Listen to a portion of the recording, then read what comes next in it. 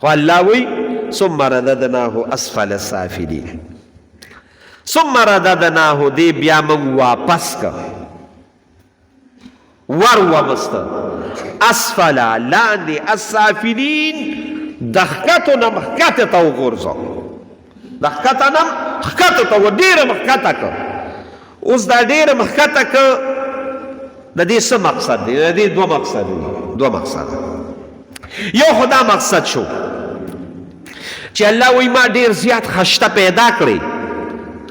نو هسې نه چې ته په دې خپل حسن باندې مغرور نشي نه الله وایي حسن دې روان وي یو وخت داسې راشي چې ثم رددناه اسفل السافلین بیا دې زه د ښکته نه ښکته کم خاول جوبن کې منډې وې تکړې ښکلې مزېدار مخ لاسو کې طاقت سترګو کې طاقت وګونو کې طاقت وجود په یو ځل باندې 15 ډوډۍ او 6 ډوډۍ او 10 ډوډۍ خوراک ثم رددناه اسفل السافلین بیا دې د ښکته نه ښکته کم بوډاتوب ته دې راولم ځواني څه شوه غرور تکبر څه شو هغه حسن څه شو وګورئ تاسو که نه مشران زموږ ښه خلک دی بزرګان خلک دي ښه خلک دي خو چې ځوانۍ کې څومره ښکلي چې بوډا شي د غاښونه بل شه طاقت هغسې نه د خپو ګرځېدل هغسې نه بیا رو دی اسفل السافلین داسې ځي بوډاتوب ته ځي ارذل العمر ته ورسي بیا لګیایي لپړي ته دوه پړي وایي او کله څه وایي او عجیبه خبرې شروع کړي ګډې وډې لګیا دي هلکه ستا هغه عقل ستا هغه شعور ستا هغه دغه څه شو نه الله وایي بیا ما واپس کړئ وګورئ تاسو باندې خپله معاشره کې ډېر خشته خو چې رستو وګورئ دا مخکې چیپل شیان چې وي طاقت الله اکبر داسې طاقتونه چې تاسو ته مخکې ما ویلو او بیا راته وایم زموږ په دې کلي کې یو سړی و الله رب العالمین ښه انسانو سلطاني کاکا به یې ورته وي او د ونې نه ډېر ماندرې و زموږ د دې اختر دی نیکه وه او ډېر ښه سړی و د علماو ډېر تابعدار و الله ولې عجیبه طاقت ورکړی تاسو د الله په ذات یقین وکړئ د الله په ذات په دې منبر ناست یم د رسول الله مبارک او مسلد او اودس کې یم او پټکۍ مې په سر دی د دې جومات په خوا کې دقلته یو توته چې مضبوط توتو 15-12 فوټو او دې ستنې ته ګوره دومره پلنو نو زموږ عبدالرحیم حاجي صاحب دی الله وبخښي مخوا خو دا ګیسونه میسونه نو نو هغه حاجي صاحب د هغه په دې ځمکه کې و نو مولوي صاحب ته ویې زه دا کور ته یو څه ځان له بیا خشاک کړي سلطاني کاکا ته مو وې هغه توت یو او تاسو د الله په ذات یقین کې قسم درته وکړم چې دې جومات نه هغه توت هغه 18 فوټه توت او دومره پلن هغه په دې اوږه باندې کېښودو زموږ کور ته یوازې وړی دی ما ته یاد دی زه په دویم کې وم یاد دا د نن تقریبا 45 سال مخکې یا تقریبا 40 سال مخکې خبره ده هغه دروغه خو هغه سلطاني کاکا و چې بیمار شو نو زه تپوس له ورغلی وم نو قسم دی چې د هغه طاقت هغه ډېر ماشومان خو په یو لخت نه بله لخته نه وړی دا د هر انسان داسې ویم اخو تا ته مو وي نیک انسانو ښه انسانو خو دقه زمونږ او ستاسو حقیقت دی ګورې الله وي ثم رددناه په غاوله کېږه به نه زه به دې ګورې اسفل السافلین ته ورسو الا الذین آمنوا نه چې په دقې ځوانۍ کې چا ایمان او عمل صالح کړی دی هغوی باندې به ټیک ته دا بوډاوالي راشي خو دې بوډاوالي کې به داسې حالت نه وي د هغوی دپاره به اجر روان وي لهم اجر غیر ممنون هغه اجر چې هغه نه ختمېدونکی دی دا به د ده دپاره وي مطلب څه چې نیک عمل دې کړی وي او ایمان د سری وي خو ته بوډام شې که نه نو چې په ځوانوالي کې د څه عمل کړی دی هغه به اوس هم لیکلي کېږي اوس مې هم دې ملګري ته وی حاجي صاحب ته وایي که یو سړی بیمار شو رسول الله مبارک وایي او ده په تندرستۍ کې د صحت په حالت کې کم عمل کول او دې په کټ باندې پرېښود رسول الله مبارک د دې آیات د لاندې ویلي دي چې الله رب العالمین به له حق تاجد و ثواب په دې کټ کې ورکوي الله خدا سره نو یو مقصد یې دا دی خو زموږ علما وایي دا مقصد په خپل خو دلته چې اصل مقصد کم دی دا دی ما تاسو ګورئ ما او بله یو خبره مې دا کوله چې عمل صالح دی وي که نه نو که بوډاتوب ته مو رسې نو پاغونده به رانه جوړه شوي وي پاغونده هسې زموږ د اصل د علماو ته وګوره که نه چې د 100 کالو ته کم سړی ورسي هغه بیا ګډې وډې وایي. ما په خپل کندي کې هم ډېر لیدلو بوډاګان ګډې وډې. یو راغلو دي جومات ته به راغی وي استاد یې ما له نیکه وتړی چا سره وي هلته یو خاپیری د هغه راپسې روزانه راځي. خور دماغو کار دی. خو چې کوم علما دي که نه نو چې څومره بوډاتوب ته رسي نو پاغوندي ترې جوړېږي. تاسو لاړ شئ دقه ستاسو په خوا کې دا اکوړې دی د دیر باباجي عمر څه د پاسه 100 کاله دی. خو چې ورشئ که نه نو صرف بیا چې دی مخ ته یې بس ګوره. تاسو دقه کوړي ته نن ورشئ دقلته مغفور الله باباجي څه د پاسه د 100 کالو دی خو چې دی مخ ته یې ګوره. اوس سالم وفات شو دقلته په دې ډاګې کې ډاګې حمدالله جان یو 110 کاله عمر یې و. تا به وایي چې خدای صرف دې مخ ته یې ګورم او هغې وخت کې مغه کتاب کته. د دې نه وره زمونږ د دې سندل هلته کلی دی هلته سندل باباجو 140 کاله عمر یې و هغې وخت کې علم لګیا دی خلکو ته. نو بیا تې پاغوندي الله وایي زه جوړ الا له هغه نه دا موت یاد دی. نو یو دا مطلب دی او بل مقصد دا دی ما ته وګوره چې لقد خلقنا الانسان فی احسن تقویم. هغه اصل مقصد ته م راولم. هغه اصل مقصد دا دی چې ثم رددناه اسفل سافلین. دی خو ما ډېر خشته پیدا کړی دی خو بیا زه دې لاندې کم د لاندې ترینو خلکو نه. دی خو ډېر خشته دی دی خو ما خشته پیدا کړی دی او ډېر لوی مقام مې وله په تمام کائنات کې د ټولو نه خشته شاباس خشته دی عزتمند دی. خو ثم رددناه اسفل السافلین. دی زه بیا د لاندې نه لاندې ته ورسوم. دا څوک یادوي؟ کافر یادوي، بدعمله یادوي، مشرک یادوي، زناکار یادوي، شرابي یادوي. دی د دې خپل عمل د وجې بیا د لاندې نه لاندې ترینو ته ورسوم او څومره لاندې ترینو ته ورسوم. عمده انسان دی عمده انسان. د دې انسان متعلق الله رب العالمین په 9مه سپاره کې سوي اولئک کالانعام بل هم اضل. الله اکبر. دلته خو ته د ټولو نه خوبصورته وي خو چې کله بد عمل ته لاړې کله شرک ته لاړې کله کفر ته لاړې کله زناګانو شرابونو دې ته لاړې نو الله وایي ما بیا ته د زناور نه بدتر کړې. زناور نه بلکې د زناور نه بدتر. اولئک کالانعام بل هم اضل الا الذين امنوا. نه نه نه نه نه نه الله وی استثناء منقطع ده. نه نه نه ګورې دا نه دا خلک پکې نه. الا الذين امنوا وعملوا الصالحات. څوک چې ایمان او عمل صالح کوي دا خلک پکې نه دي. دا زناور نه بلکې دا خو ډېر لوی مقام. ما ته وګورئ دا یو اخري خبره کوم زه به یې راغونډوم. دا په دې چې تاسو پېښ نو بیا په دې عیال ډېر ښه پېښ. امام شافعي وی الله 3 قسمه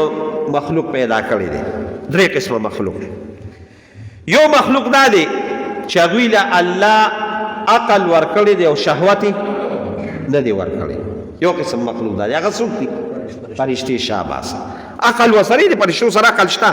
خو شهوت نشته. شهوت څه مطلب دی؟ په فرشتې کې د ګناه تصور هم نشته. ګناه کول خو پرېږده د ګناه تصور هم نشته. بس هغوی کې دا ماده شته نه چېرې د هغوی نه ګناه وشي. دا ماده ته الله غشتې ده. لکه مثال په طور راته ووایه. مثال په طور راته داسې ووایم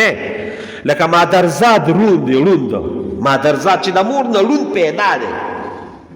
او هغه ته ته وایې لکه ښځو ته مه ګوره. بشیر جان ته وایې ښځو ته مه ګوره. ښځې به څه وویني خو دقه شان د فرشتو د ګناه هغه د سر هغه دغه ختم دی. نو یو مخلوق څه شی دی چې هغې کې عقل شته او شهوت نشته. 2 نمبر مخلوق داسې دی چې هغوی کې عقل نشته او صرف شهوت دی. څه شي دی؟ زناور دی. زناور دی. زناور کې عقل نشته خو شهوت پکې شته که نه یا منبر د اوس خو سبیلي نه شو. شهوت پکې شته بیا پکې لکه بس هغې کې عقل الله نه اچولی نو خر هغه خپل خرې سره مغه خوري وي او لګیا وي ځکه هغوی کې عقل د سره نشته. عقل پکې شته نه بس شهوت پکې الله اچولی دی. او دریم نمبر مخلوق په مخ د کائنات کې چې هغې کې عقل هم شته او هغه څه شی دی حضرت انسان دی شاباس حضرت انسان دی اوس ما ته وګورئ ثم رددناه اسفل الا الذين امنوا وعملوا الصالحات په دې به ډېر ښکلې پیښ اوس دا انسان دی خو د خپل عقل د شهوت غلام نه کړ بلکې ځان د دین غلام کو د شریعت غلام کو او چې څو شریعت ویلي چې شهوت به دقل ته استعمالي او دلته به نه استعمالي دی د شهوت غلام نه دی دی شهوت غلام دی د دین غلام نو دا انسان چې د شهوت غلام نه دی او شهوت د دین تابع کړی دی او عقل هم پکې شته دا انسان چې دا شهوت په صحیح طریقه باندې استعمالي دی د فرشتو نه اعلی مقام لري چې هغوی کې د سره هغه شهوت شته نه خو د هغې نه هم ډېر لوی مقام لري ډېره لویه مرتبه لري او که نه د دا شهوت د خپل ځان تابع کو دې ته نه ګوري چې دا حلال دي کو حرام دي دا جایز دي او که ناجایز دي دا جایز دي او که ناجایز دې ته نه ګوري بس لګیا دی نو بیا ګورې زناور کې خو عقل نو که نه نو هغه مکلف هم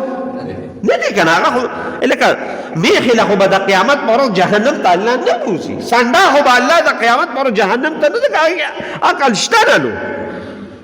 خو ده چونکې د خپل عقل د دې شهوت غلام که که نه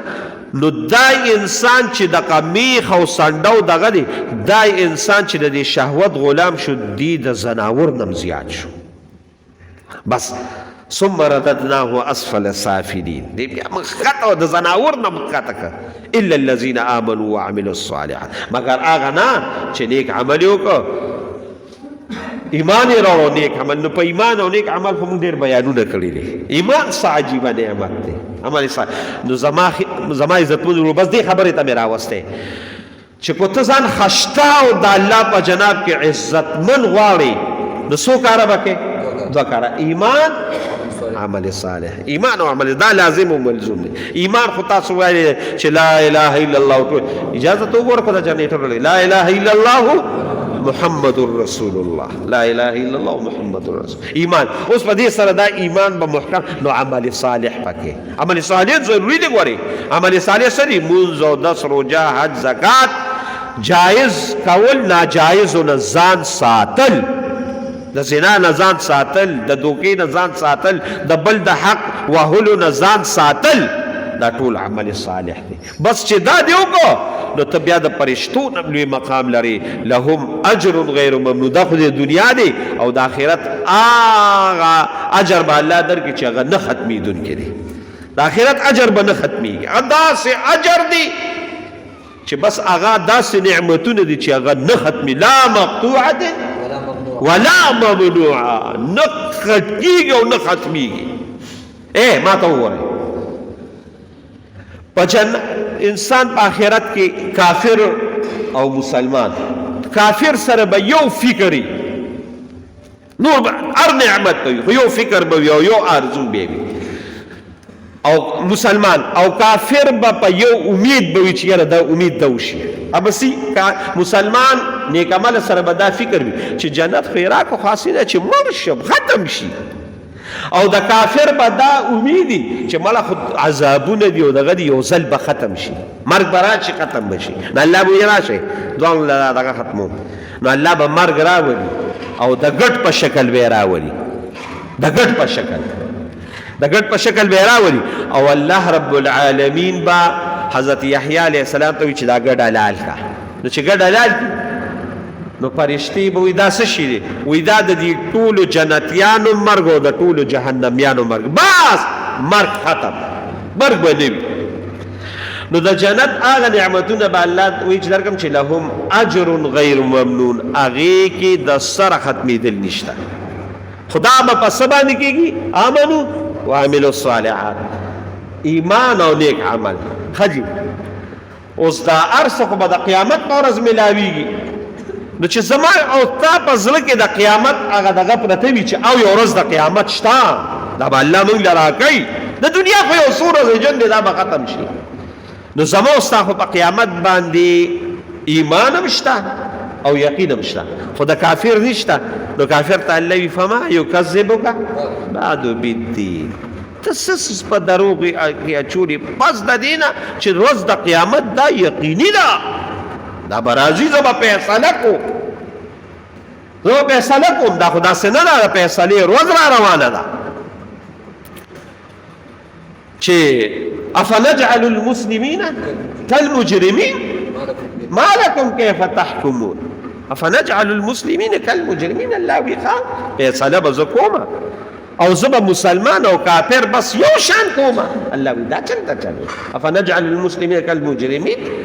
مسلمانان به بس مجرم نه، چې کوم سړي ایمان او عمل صالح د شپې الله ته جوړلی دي دا الله په جناب کې لوی مقام دی. چا چې نه دي کړی هغوی له به زه سزا ورکوم. الله وی یو ورځ را روانه ده، دا فیصله به زه کوم او زمان بهترین فیصله کوونکی بل څوک شته؟ الیس الله باحکم الحاکمین، آیا د الله رب العالمین نه بل فیصله کوونکی چې فیصله کوونکی دی شته؟ نه بل فیصله نشته، هغه الله دی. الیس الله باحکم الحاکمین، آیا د الله نه بل بهترین فیصله کوونکی والا شته؟ نه نشته. بلکې رسول الله صلی الله علیه وسلم فرمایي چې کله دا آیات ویل شي نو تاسو سره وایه بلا وانا علی ذلک من الشاهدین. بلا ولنا ستانه علاوه بل نشته بهترین او زه په دې باندې کوي کوم. دا به رسول الله مبارک او صحابه وی وره بلا وانا علی ذلک من الشاهدین، بشک ستانه بل بهترین فیصله کوونکی نشته.